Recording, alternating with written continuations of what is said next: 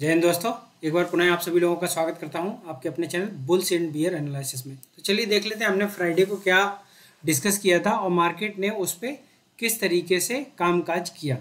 तो फ्राइडे को मैंने बहुत क्लियर शब्दों में आपको बताया था कि ये जो मार्केट है वो जैसे ही इस कैंडल को क्रॉस करेगा हम ऊपर की ट्रेड लेंगे और हम उसी में इंटरेस्टेड है। और अगर आपने मेरी कोई पीछे की अगर वीडियो देखी है तो जब ये मार्केट यहाँ पे कहीं पे था तो मैंने एक एनालिसिस दी थी, उसमें आपको क्लियर कट बोला था कि जिस तरीके से मार्केट यहाँ पे कैंडल एक के बाद एक के गैप अप ओपन करके और यहाँ तक पहुँच गया था, इसी तरीके से मार्केट यहाँ पे भी एक के बाद एक गैप अप ओपनिंग करके और ये निकल जाएगा, ये आपको पकड़ में भी नहीं आएगा। सेम हुआ लगभग इसी चीज़ को हम कहते हैं कि एनालिसिस ऐसी होनी चाहिए। जब आप देखते हो कुछ एक लेवल्स हैं कहाँ पे क्या चीज़ है तो उससे आपको समझ में आता है, क्योंकि market always repeats it's history. तो हिस्ट्री पे कहते हैं ना कि पीछे अगर आपको आगे बढ़ना है तो पीछे भी देखना जरूरी होता है कि पीछे से क्या हुआ। तो ये इम्पोर्टेंट नहीं है कि हम सिर्फ देखो फ्यूचर जो प्रिडिक्ट किया जाता है, आप किसी भी तरीके से बात करिए, आप एनालिसिस की बात करिए, आप डेटा एनालिसिस की बात करिए, तो वो क्या है, पास्ट फुटप्रिंट्स को देख के हम फ्यूचर को प्रिडिक्ट करते हैं। आप machine learning, AI, artificial intelligence, business intelligence, आप किसी भी इंटेलिजेंस की बात करिए, वो क्या करते हैं, they read the history data and then they analyse for the future. Predictive analysis जिसको बोलते हैं हमारी भाषा में, जो मैं जनरली इसी फील्ड से रिलेटेड हूँ, data engineering and data science से, तो मैं इस तरीके से ये मैं जानता हूँ। तो इसी तरीके से हमारा मार्केट, क्या दुनिया का कोई भी काम है वो इसी एक ही सिद्धांत पे काम करता है, पीछे देखो आगे चलो, पीछे से फीडबैक लो और आगे का प्लान करो। इसी तरीके से मार्केट ने जो यहाँ तक की ये थी वो लगभग उसको पूरा कर लिया, थोड़ी बहुत और बची है।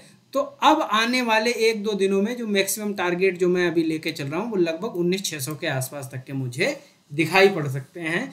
हो सकता है ये टारगेट कल ही आपको दिखाई पड़े, लेकिन 19,600 पहुंचने के बाद में हम एक पॉज ले सकते हैं। फिर ये हो सकता है कि ये जो पैटर्न यहाँ बन के आया ये यहाँ पे, तो उसके बाद यहाँ पे एक कम से कम एक डाउनफॉल आ सकता है 19,200 से लेकर के 19,000 तक के आसपास में। उसके बाद ये जर्नी ऊपर की तरफ जा सकती है। उससे पहले मैं ये उम्मीद नहीं कर रहा हूँ कि ये डायरेक्ट यहाँ पे 20,000 पहुँच जाएगा। ऐसा होना, मैं ये नहीं कहता कि होगा नहीं, बट ऐसा थोड़ा असंभव टाइप का लगता है। या फिर ये कम से कम यहाँ पे बहुत दिनों टाइम स्पेंड करे, लगभग 15 से 20 दिन। अगर यहाँ पे अगर 15 से 20 दिन टाइम स्पेंड करेगा तब जो ब्रेकआउट होगा फिर वो बेहतर ब्रेकआउट माना जाएगा, तब फिर वापस हम 20,000 के टारगेट देख सकते हैं। उससे पहले हम कोई टारगेट 20,000 के नहीं, मैं मैक्सिमम जो टारगेट देख रहा हूँ वो 19,600 के आसपास। बहुत ज़्यादा अगर स्टॉप लॉस हंट करने के लिए अगर जाएगा तो 19,650 मान लो, इससे ज़्यादा का हम नहीं देख रहे हैं। तो इस तरीके से हम निफ्टी में ट्रेड कर सकते हैं। सेम लगभग सिनारियो देखो बैंक निफ्टी में भी वही सेम चल रहा है। आप जब ट्रेड करने की कोशिश कर रहे हो आपको मौका ही नहीं दिया जा रहा है, और फिर क्या होता है, फिर उसके बाद वो गैप अप खुलता है, फिर गैप अप खुलता है। अब अगर देखो कल क्या है, कल ये हो सकता है कि मार्केट 19 यहाँ पे खुले गैप अप 200-250 पॉइंट ऊपर। तो अब उसमें क्या है कि अब हम रैंडम ट्रेड करके और ये नहीं सोच सकते कि ये 44,000 क्रॉस करके और ये अब तो ये 44,500 पहुंच जाएगी, नहीं। अब वहां पे हमें प्लान करना है, और किस तरीके से प्लान करना है ये अभी 5 मिनट के एनालिसिस पे समझ के और फिर हम ट्रेड करेंगे। आज जो मैं सीरीज चला रहा हूँ 40 डेज 40 के चैलेंज, तो उसमें जो हुआ है वो मैं आपको लगे हाथ दिखा देता हूँ। उसमें क्या है, देखो कुछ तो मिला नहीं। आज सुबह से जीरोधा बेकार था, ख़त्म, और जीरोधा ने पहले ऑर्डर ही पंच नहीं हो रहे थे, एक मैंने ऑर्डर पंच किया वो जैसे तैसे, फिर लास्ट में इन्होंने अपॉर्चुनिटी दी उसे निकलने के लिए, तो यहाँ पे करीब 1,200 का ही प्रॉफिट बचा था, जैसे तैसे एग्जिट हुआ। हालांकि इसने दिखाया था उस समय प्रॉफिट करीब 4,000 के आसपास, 4-5 हज़ार के आसपास इसने प्रॉफिट दिखाया था, लेकिन फिर उसके बाद ये इतने पे ही काटने को मिला, क्योंकि काटने को ही नहीं मिला। फिर तो इस तरीके से कुल मिला के आज एक बायर्स के हिसाब से मैं अच्छा ट्रेड नहीं मानूंगा। हाँ, सेलर्स के हिसाब से मुझे अच्छा प्रॉफिट हो रहा है अभी भी, और अभी भी पोजीशन मेरी होल्ड पे है। तो ऑलमोस्ट इन द मनी आ गया है। जो मैंने सेल किया था, मैंने लगभग 43,600 के आसपास की पुट जो है वो सेल की थी, तो लगभग हम वहीं के आसपास कहीं पे चल रहे हैं, तो वो ठीक है। अब चलिए देख लेते हैं एनालिसिस ये कि अब कल किस तरीके से हम काम कर सकते हैं। तो बहुत सिंपल सी है। तो ये डेली का चार्ट है, हम 15 मिनट पे करीब चलते हैं और यहाँ पे समझते हैं। तो देखो मैंने क्या डिस्कस किया था, बहुत क्लियर डिस्कशन किया था कि अगर ये लाइन जो 19,327 है, अगर इसको मार्केट ऊपर क्रॉस करेगा तो मैं कॉल साइड ही बैठूंगा, मैं इधर नीचे की ट्रेड नहीं लूंगा। और फिर मैंने प्रिसाइजली ये बोला था, अगर मान लो कम गैप अप खुलता है और इस लाइन के अगर ऊपर निकल जाती है मार्केट तो मैं कॉल साइड ही बैठूंगा, और अगर ये मार्केट इससे रिजेक्ट खा के और कहीं इसके अंदर आ जाएगा तो मैं पुट साइड बैठूंगा। पहला टारगेट ये और दूसरा टारगेट ये हमारी एनालिसिस थी, बहुत क्लियर। तो मार्केट क्या हुआ, मार्केट बहुत ऊपर खुला, ऊपर खुलने के बाद फिर क्या हुआ, फिर मार्केट ने एक डिप दी, डिप देने के बाद फिर मार्केट ऊपर गया, फिर उसके बाद एक और डिप दी, और उसके बाद देखो उसमें 15 मिनट कैंडल में आपको क्लियर दिख रहा है मार्केट नीचे सिर्फ दिखावे के लिए गया है, और फिर उसके बाद सीधा फिर मार्केट रुका ही नहीं, और फिर लास्ट में आपको बहुत अच्छे लगभग 100 पॉइंट के आसपास का आपको टारगेट मिला, और स्टॉप लॉस मात्र 20 या 25 पॉइंट का ही था। तो ये एक बहुत अच्छी ट्रेड थी जो निफ्टी में जो लोग ट्रेड करते हैं उनको मिली होगी। अब क्या है, अब नेक्स्ट समझने की कोशिश करते हैं कि अब क्या हो सकता है यहाँ से आने के बाद में। तो एक सिंपल सी चीज़ है, यहाँ से अभी 100 पॉइंट के आसपास का मार्जिन और बचता है।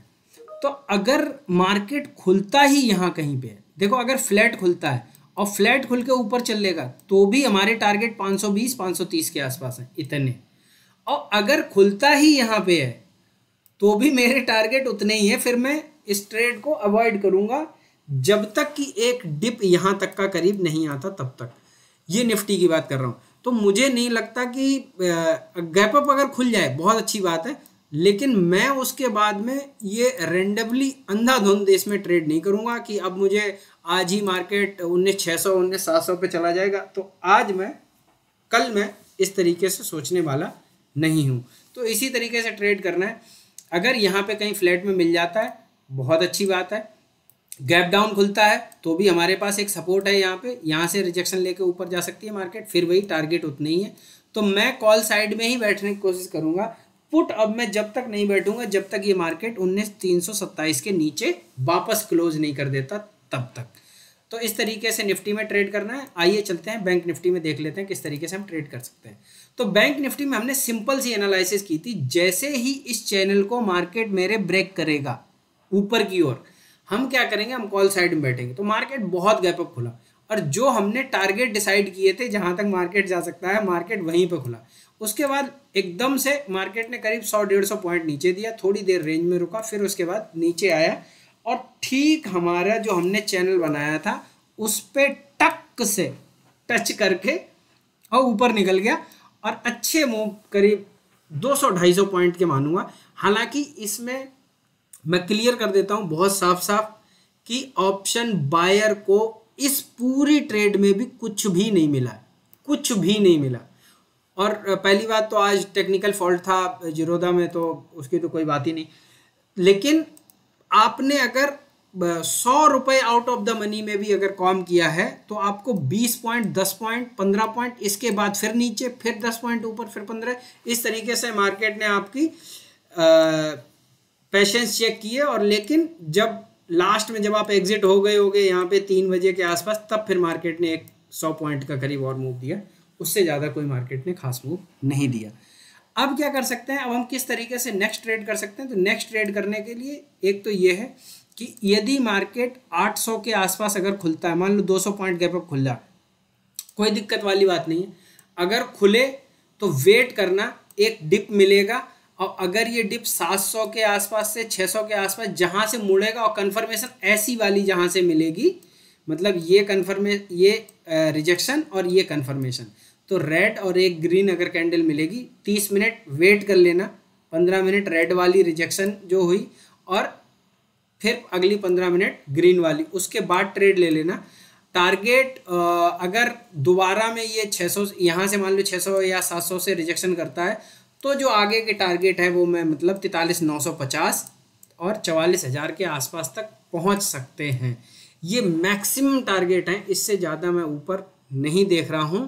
और एक बार 44,000 पहुंचने के बाद मैं प्रॉफिट बुकिंग देख रहा हूं, तो ये चाहे ट्यूसडे को हो या फ्राइडे के दिन, माफ़ कीजिएगा वेडनेसडे के दिन हो, एक्सपायरी वाले दिन, लेकिन 44,000 के बाद मैं एक डाउन देख रहा हूँ, अप साइड का मूवमेंट नहीं देख रहा हूँ। तो 44,000 के आसपास अगर आपको मौका मिलता है तो आप 100% अपनी प्रॉफिट बुक कर लेंगे और उसके बाद कोई नई ट्रेड में हम बैठने का प्रयास करेंगे।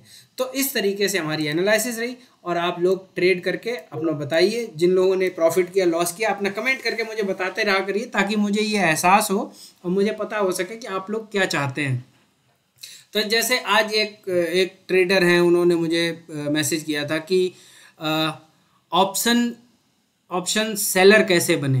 तो सेलर बनने के लिए देखो, सबको पता है कैपेसिटी चाहिए, कैपिटल चाहिए, ज़बरदस्त कैपिटल की ज़रूरत पड़ती है। लेकिन मैं ये कह रहा हूँ कि सिंपल सा आप देखो, ये जो मैंने जो 40 के वाली जो सीरीज जो मैंने चलाई है और 40 दिन की, आप इसको 40 दिन ट्रेड करो। जो मैं ट्रेड्स देता रहता हूँ टेलीग्राम पे, आप सिर्फ उसको फॉलो कर लो। मैं उम्मीद नहीं, पूर्ण विश्वास है मेरा, ये 40K की जो कैपिटल है वो कम से कम 40 दिन बाद 1.5 लाख से 2 लाख हो जाएगी, अगर आपने प्रॉपर स्टॉप लॉस रखे तो। 40 दिन बहुत बड़ा टाइम होता है, लगभग 2 महीने का टाइम होता है ट्रेडिंग, 2 महीने के ट्रेडिंग सेशंस। तो 40 कम से कम 1.5 से 2 लाख रुपए कैपिटल बन जाएगी उसकी। फिर उसका सिंपल से करना क्या है, 20% कैपिटल को रख दो आप ऑप्शन बाइंग के लिए और 80% कैपिटल से आप ऑप्शन सेलिंग करो। आप ऑप्शन सेलिंग कर सकते हो एक्सपायरी के एक दिन पहले और या एक्सपायरी वाले दिन, और फिर उसको आप कैरी फॉरवर्ड कर सकते हो टिल द एक्सपायरी के भी मतलब 12 या 1 बजे तक। बस इतना आपको करना है। तो मुझे लगता है कि इस तरीके से आप अपनी कैपिटल को बढ़ा पाओगे। ठीक है, तो इस तरीके से जो भी आपकी क्वेरीज होती हैं आप पूछते रहिए, कमेंट बॉक्स हमेशा खुला रहता है, उस पर पूछिए। टेलीग्राम पे आप आइए, उसमें आप पूछ सकते हो। ठीक है, तो अगर आपको एनालिसिस अच्छी लगती है तो लाइक करो, शेयर करो और चैनल को सब्सक्राइब करो। मिलते हैं नेक्स्ट वीडियो में। जय हिंद दोस्तों।